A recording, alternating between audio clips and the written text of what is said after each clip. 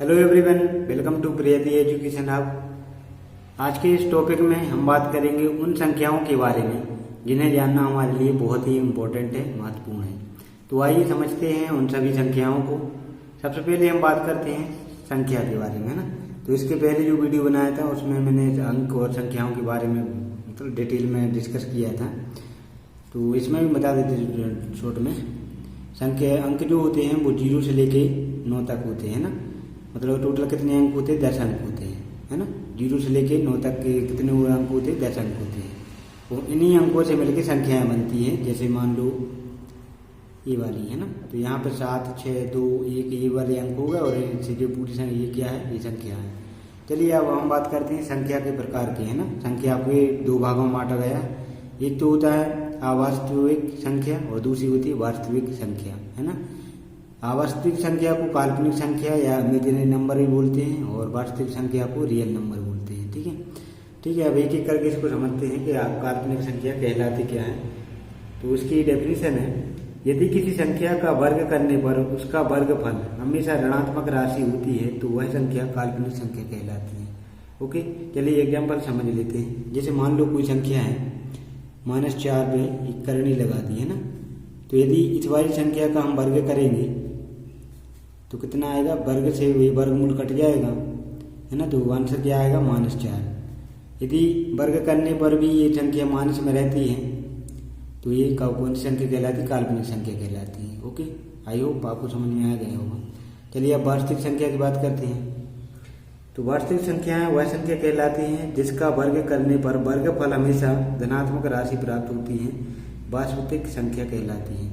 चलिए देख लेते हैं। जैसे -4 ले लो, इसका यदि हम वर्ग करेंगे तो ये प्लस में कितना वर्ग करेंगे तो प्लस में कितना आएगा? 16 आएगा, है ना। तो ये वाली संख्या कौन सी कहलाएगी? ये रियल नंबर कहलाएगा, वास्तविक संख्या कहलाती है। ठीक है। और यदि मतलब वर्ग करने पर भी माइनस आता है तो फिर क्या कहलाती है? काल्पनिक संख्या कहलाती है, इमेजिनरी नंबर कहलाता है। ओके, चलिए एक और एग्जांपल देख लेते हैं। जैसे 5 का स्क्वायर करेंगे तो कितना आएगा? 25 आएगा। ये वाली संख्या निगेटिव में तो है नहीं, माइनस में तो है नहीं, है ना। ये प्लस में है तो ये वाली संख्या कौन सी कहलाएगी? ये रियल नंबर कहलाएगा, है ना। और यहाँ पे जैसे -5 ले लो, है ना।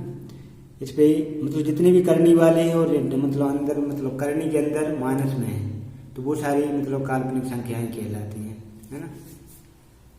जैसे ये वाली संख्या है तो इसका वर्ग करेंगे तो क्या आएगा? -5 आएगा, है ना। चलो -4 ले लो। -4 का यदि वर्ग करेंगे, रूट के अंदर है यदि, तो इसको यदि वर्ग करेंगे तो वर्ग से वर्गमूल कट जाएगा तो आंसर क्या आएगा? -4, है ना। तो ये वाली जो संख्या कहलाएगी मतलब रूट मतलब करनी -4, ये वाली संख्या कहलाएगी, ये इमेजिनरी संख्या नंबर कहलाएगा, काल्पनिक संख्या कहलाएगी। ओके।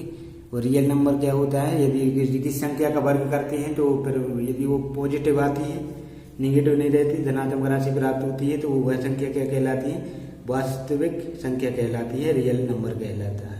ओके, चलिए अब बात करते हैं हम बात करते हैं प्राकृतिक संख्याओं की।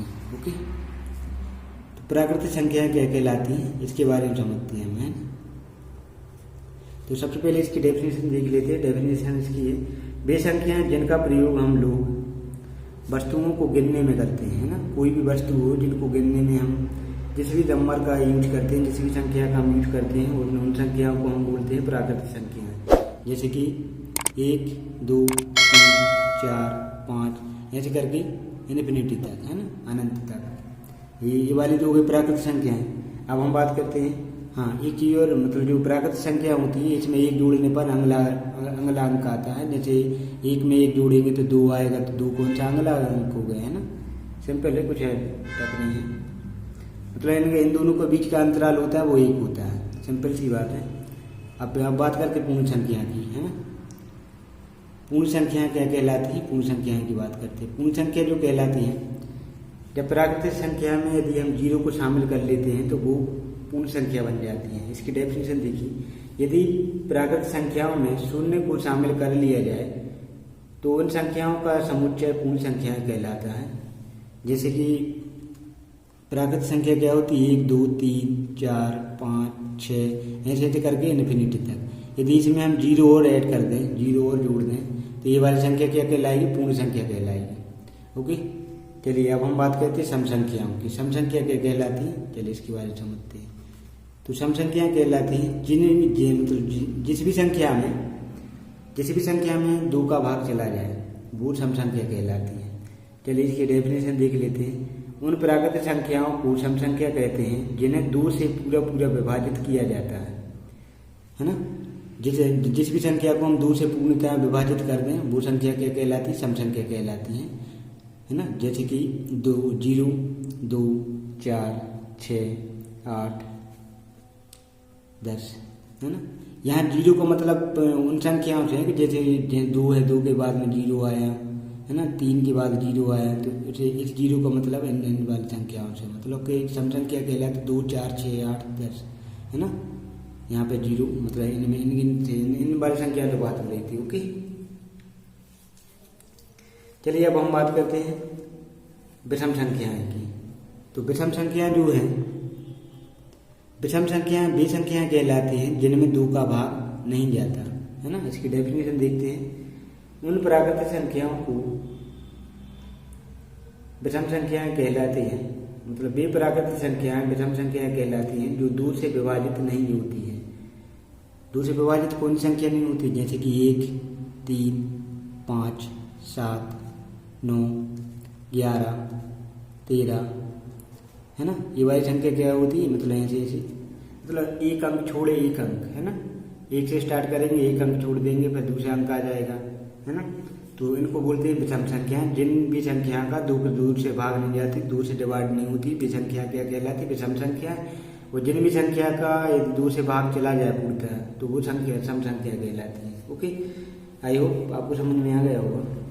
चलिए अब हम बात करते हैं पूर्णांक संख्या। हाँ, एक चीज और, इन दोनों को जो सम संख्या है, सम संख्याओं के बीच में जो अंतराल होता है 2 संख्याओं, 2 अंकों के बीच में, 2 संख्याओं के बीच में, तो वो 2 का अंतराल होता है ना। 2 का अंतराल होता है। और विषम संख्याओं में भी 2 का अंतराल होता है ना। मतलब जैसे 7 है, 9 है, इन दोनों के बीच में 2 का अंतराल, 5 और 7 के बीच में 2 का अंतराल, तो इनके बीच में 2 का अंतराल होता है। चलिए अब हम बात करते हैं पूर्णांक संख्या क्या कहलाती है ना। चलिए समझते हैं पूर्णांक संख्या क्या कहलाती है। चलिए सबसे पहले जो पूर्णांक संख्या होती है, पूर्णांक संख्याओं को 2 भागों में बांटा गया है। एक तो होती है ऋणात्मक संख्या और दूसरी होती है धनात्मक संख्या। ऋणात्मक संख्या और धनात्मक संख्या का मतलब ये है, जैसे मान लो यहाँ पे एग्जांपल समझ लीजिए, यहाँ पे 0 है,